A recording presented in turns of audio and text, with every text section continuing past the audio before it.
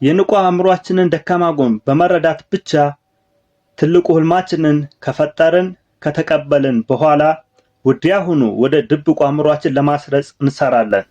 ታዲያ ድብቁ አእምሮ የተሰጠውን ትልቅ ህልም ማሳካት የሚያስችለው ኃይልና ችሎታ ያለው መሆኑን መረዳት ያስፈልጋል። ሰላም፣ ፍቅር፣ መትረፍረፍ ለሁላችን ይሁን። ውድ ቤተሰቦቼ እንዴት ናችሁ? ዛሬ የለውጥ ሚስጥር በሚል ሀሳብ ነው የተገናኘ ነው። እስከ መጨረሻው ድረስ ይህን ቪዲዮ ሰብስክራይብ፣ ላይክ በማድረግ ተከታተሉ። የለውጥ ሚስጥር የንቁና የድብቁ የአእምሮ ክፍላችንን ጠንካራና ደካማ ጎን በመረዳትና በትክክለኛው መንገድ በመጠቀም ራሳችንን ህልማችንን ማሳካት ወደሚችል ሰውነት መቀየር ነው። ራስህን ህልምህን ማሳካት ወደሚችል ሰውነት ለመቀየር የንቁ አእምሮህን ጠንካራ ጎን በመጠቀም ትልቁ ህልምህን መፍጠር፣ ህልምህን ሊያሳኩ የሚችሉ ሀሳቦችን መቀበል፣ ህልምህን የማያሳኩ ሀሳቦችን መቃወም አለብህ። የንቁ አእምሯችንን ደካማ ጎን በመረዳት ብቻ ትልቁ ህልማችንን ከፈጠርን ከተቀበልን በኋላ ወዲያውኑ ወደ ድብቁ አእምሯችን ለማስረጽ እንሰራለን። ታዲያ ድብቁ አእምሮ የተሰጠውን ትልቅ ህልም ማሳካት የሚያስችለው ኃይልና ችሎታ ያለው መሆኑን መረዳት ያስፈልጋል። የድብቁ አእምሮ ደካማ ጎን ንቁ አእምሮ ፈጥሮና ተቀብሎ በተደጋጋሚ የሚሰጠውን ትልቁን ህልማችንን ይሁን ሌላ ሐሳብ ሳያመዛዝን መቀበሉ ነው። የደካማ ጎኑ የድብቁ አእምሮ ነው። ሳያመዛዝን ነው የሚቀበለው። ጥሩ ነው አይደለም፣ ይጠቅማል አይጠቅምም ሳይል ሳያመዛዝን ንቁ አእምሮ ደጋግሞ የሰጠውን ነገር ይቀበላል። ሌላው የድብቁ አእምሮ ደካማ ጎን በንቁ አእምሮ በተደጋጋሚ የሚታሰቡ ሐሳቦችን የሚጠቅምም ይሁን የሚጎዳ አለመቃወሙ ነው። የሚጠቅምም ይሁን የሚጎዳ ሳይቃወም ምን ሳይል ነው ዝም ብሎ የሚቀበለው ማለት ነው። ስለዚህ የድብቁ አእምሮህን ደካማ ጎን በጥንቃቄ ካልተጠቀምክበት ህልምህን ሊገድለው ይችላል። የድብቁ አእምሮህን ጠንካራ ጎን ከተጠቀምክበት ደግሞ ተአምር መፍጠር ትችላለህ። ስለዚህ የድብቁ አእምሮህን ደካማ ጎኖች በመረዳት ትላልቅ ህልሞችን ማሳካት የሚችል እምነት በመገንባት ድብቁ አእምሮህን መቀየርና ህይወትህን መለወጥ ትችላለህ። ምክንያቱም ድብቁ አእምሮ የሰጠኸውን ነው የሚቀበለው።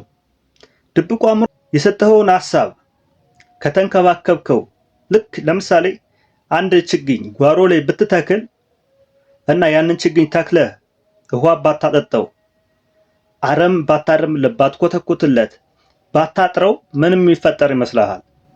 ያ ችግኝ በውሃ እጦት ይደርቃል፣ በአረም ይዋጣል፣ በተለያዩ እንስሳት ይበላል። ድብቁ አእምሮህ ላይ የምትተክለው ሐሳብ ልክ እንደዚህ ነው። ሐሳብ ትሰጠዋለህ። ከዛ በኋላ እሱን ሐሳብ ደጋግመህ ካላሰብከው፣ ዝም ብለህ ከተውከው፣ ካልኮተኮትከው፣ ካልተንከባከብከው ልክ እንደዛ ችግኝ ይበላል በሌላ ሐሳቦች ማለት ነው። ስለዚህ መከባከብ ወይም መጠበቅ ማለት ምን ማለት ነው? መከባከብ ማለት የሰጠኸውን ሐሳብ ሁሌም እሱን በመደጋገም እሱን በማሰብ በማሰላሰል ሌሎችን ቸል ማለት። እነሱን ቸል ስትላቸው ትንፋሽ እያጠራቸው ከዛ ቦታ እየለቀቁ ሄዱና አንተ የምታስበው ሐሳብ ደግሞ የበለጠ ቦታውን እያያዘ ግዛቱን እያስፋፋ በመሄድ ሌሎች እሱን የሚመስሉ ሐሳቦችን ወደ እሱ በማምጣት አብረውት እንዲሰሩ ያደርጋል ማለት ነው። ልክ አንተ የምትፈልገውን አይነት ሐሳብ ወደ ራሱ በመሳብ ህይወትን ሊቀይር የሚችሉ ሐሳቦችን ወደ ራስ ይስባል።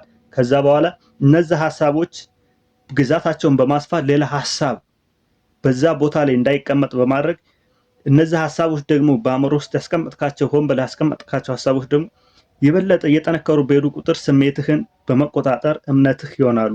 እምነትህ ሲቀየር ደግሞ ድርጊት በመውሰድ ያ የምትፈልገውን ውጤት መሬት ላይ ማምጣት ትችላለህ። አሁን አንተ መስራት ያለብህ ዋናው መስራት ያለብህ የምትፈልገውን ሐሳብ በሚገባ በማሰብ በማሰላሰል ጊዜ መስጠት፣ ለነዛ ነገሮች በማሰብ በማሰላሰል ጊዜ በመስጠት እነሱ ሐሳቦች በህይወት እንደሚከሰቱ በማወቅ ለነሱ እንክብካቤ ማድረግ፣ ሌሎችን ቸል ማለት ነው። ከዛ በኋላ በራሳቸው ጊዜ በደንብ ቦታውን ግዛቱን ከያዙ በራሳቸው በመስራት በመራባት ያንን የምትፈልገውን ሐሳብ እንድትፈጥር ድርጊት እንድትወስድ ያደርገዋል። ቁም ነገር መሆን እዚህ ጋር የምትፈልገው ሀሳብ በደንብ ከተንከባከብከው ከያዝከው መፈጠሩ አይቀርም፣ በህይወትህ ውስጥ መከሰቱ አይቀርም። ግን ሁሉም ነገር ጊዜ ያለው አይደለ? ለመፈጠር ጊዜ ይፈልጋል።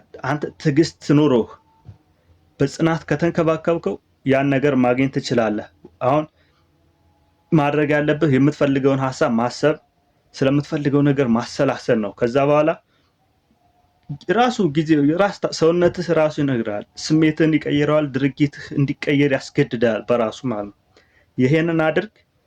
በእርግጠኝነት ይህን ቪዲዮ ሰምተህ ከተጠቀምክበት ህይወትህን ለመቀየር ያስችላል። ስለዚህ ለዛሬ የነበረኝ ቆይታ በዚህ ልጨርስና ቀጣይ በሌላ ቪዲዮ እንገናኛለን። ቪዲዮውን ግን ሰብስክራይብ፣ ላይክ በማድረግ ቀጣይ የሚለቀቁ ቪዲዮዎች ደግሞ እንዲደርሱ የደውል ምልክቷን መጫን አይረሳ። የደውል ምልክቷን ስትጫን የሚለቀቁ ቪዲዮዎች ማሳወቂያ ይደርሳል ማለት ነው። ስለዚህ ለዛሬ የነበረኝ ቆይታ ይሄን ይመስላል። እስከዛ ድረስ በያላችሁበት ሰላም ለእናንተ ይሁን። ቻው፣ ወዳችኋለሁ።